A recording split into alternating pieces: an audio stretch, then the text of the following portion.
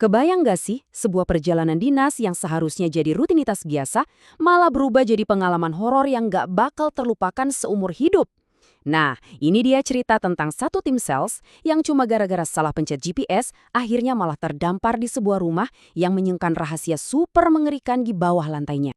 Coba deh kalian bayangin, kalian nemu tempat tinggal baru, kelihatannya sempurna, modern, lokasinya juga enak, terpencil gitu, tapi ternyata kalian nggak sendirian di sana. Pertanyaan inilah yang jadi inti dari kisah super seram yang bakal kita bongkar bareng-bareng. Oke, kita mulai ceritanya ya.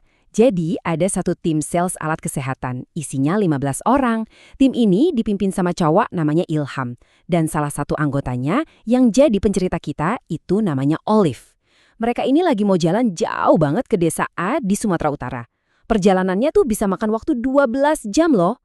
Tapi, yang namanya teknologi, satu klik salah di Google Maps, udah deh nasib mereka langsung berubah total. Langit udah mulai gelap, dan mereka beneran nyasar, nggak tahu arah. Akhirnya, mereka mutusin buat berhenti di desa terdekat yang mereka temuin. Sebut aja Desa B. Kepala desanya baik banget. Pas dengar cerita mereka, kadesnya malah nawarin, udah, kenapa nggak promosi di sini aja? Ke desa A masih jauh banget, sehari semalam lagi. Timnya mikir-mikir, ya udah deh, setuju aja.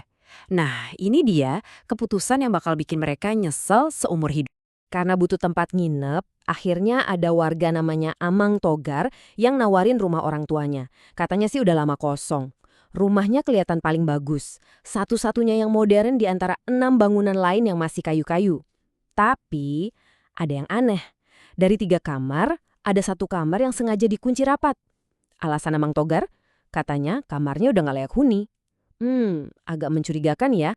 Oke, deal. Mereka akhirnya nyewa rumah itu. Tapi si Amang Togar ini cuma punya satu permintaan. Satu doang. Kedengarannya sepele banget, tapi justru inilah awal dari semua teror yang bakal mereka alamin. Permintaannya ini bukan soal duit, bukan soal fasilitas, tapi sesuatu yang jauh lebih aneh dan ya ngeri. Permintaannya simpel banget. Kalian kalau masak, sisain buat saya juga ya. Nanti saya ambil sendiri. Dia ngakunya tinggal sendirian dan gak bisa masak. Tim ini kan baik hati ya, jadi mereka langsung yain aja. Wajar dong, ya kan? Tapi siapa sangka, permintaan wajar ini ternyata jadi kunci buat ngebuka semua misteri di rumah itu. Oke, mulailah mereka tinggal di situ. Siang mereka kerja, nah setiap kali masak, mereka selalu nyisain sepiring makanan komplit buat Amang Togar. Ditaruh di meja makan, ditutupin tudung saji. Udah jadi rutinitas aja gitu, nggak ada curiga sama sekali. Bener-bener ketenangan sebelum badai datang. Nah, disinilah semuanya mulai jadi aneh. Keanehan pertama itu datangnya dari piring makanan yang disisain itu. Awalnya sih cuma bikin bingung ya, tapi lama-lama jadi aneh banget. Nggak masuk akal sama sekali. Jujur pas baca bagian ini saya langsung merinding. Jadi gini, 5 hari pertama makanan itu nggak pernah disentuh sama sekali. Dibiarin aja sampai basi besok paginya.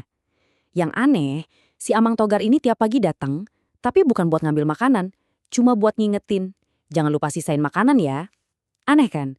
Sampai hari ke-6, ada anggota tim namanya Gugun. Dia penasaran, dia lihat lauknya masih seger banget, terus dia cicipin. Begitu masuk mulut, rasanya langsung busuk. Sumpah, busuk. Nasinya juga tiba-tiba jadi benyek berair.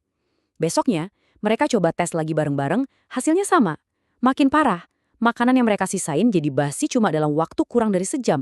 Karena merasa cuma buang-buang makanan, akhirnya tim ini sepakat, udah kita stop aja nyisain makanan buat Amang Togar.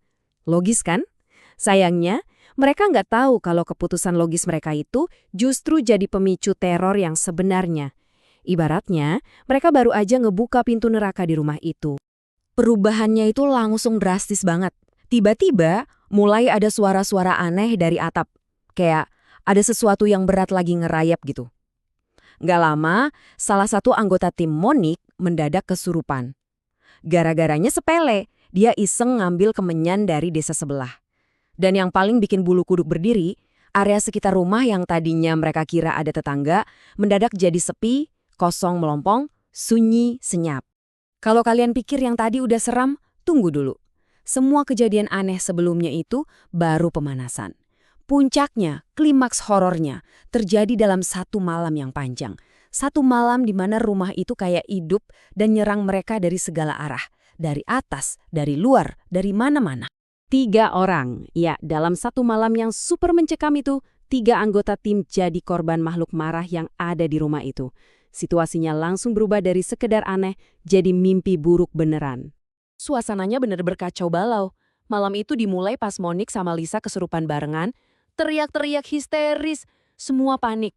Di tengah kepanikan itu, si Olive, pencerita kita, ditemuin di dapur, kayak kesambet, udah megang pisau dan nyayat pergelangan tangannya sendiri. Dan pas banget saat itu, dari langit-langit di atas kepala mereka, kedengeran suara gesekan yang berat dan serem banget. Ilham, si ketua tim, dia beraniin diri buat lihat ke atas. Dan yang dia lihat, itu sumber suaranya. Ada sosok makhluk gede, hitam, berbulu, lagi ngerayap di plafon kayak bayangan hidup. Matanya merah menyala, natap tajam ke bawah seolah-olah ngunci pandangan ke semua orang yang ada di ruangan itu. Ternyata terornya nggak cuma dari atas. Tiba-tiba ada yang jerit ketakutan pas lihat keluar jendela. Di luar, ada banyak banget sosok-sosok dengan muka ancur, bentuk badannya nggak jelas, lagi desek-desekan, nyakar-nyakar jendela, kayak mau maksa masuk. Gila, rumah itu lagi dikepung. Ilham udah nggak punya pilihan lain. Dia langsung teriak suruh semua orang buat kemas barang secepatnya dan kabur dari situ. Subuh-subuh, tim yang udah trauma berat ini lari ke rumah kepala desa. Nah di sana, dengan bantuan orang pintar lokal, namanya Pak Bandi, semua potongan puzzle yang mengerikan ini akhirnya nyambung. Dan kebenarannya, wah bener-bener di luar nalar. Pak Bandi ini nggak pakai basa-basi. Dia langsung bilang, rumah yang kalian tinggalin itu katanya adalah rumah kuburan. Konsepnya simple tapi bikin merinding parah. Jadi ada kepercayaan kalau bangun rumah persis di atas kuburan tanpa ritual yang benar, itu bakal ganggu arwah yang dikubur di situ. Jadi mereka ini sebenarnya bukan nyewa rumah tapi nyewa kuburan. Jadi kebenarannya tuh gini. Pertama, kamar yang dikunci itu isinya adalah makam orang tuanya Amang Togar. Kedua, makanan yang mereka sisain tiap hari itu bukan buat Amang Togar, tapi sesajen buat arwah orang tuanya. Ketiga, tetangga yang mereka lihat itu cuma gubuk-gubuk kosong, cuma ilusi yang dibikin sama makhluk gaib di sana.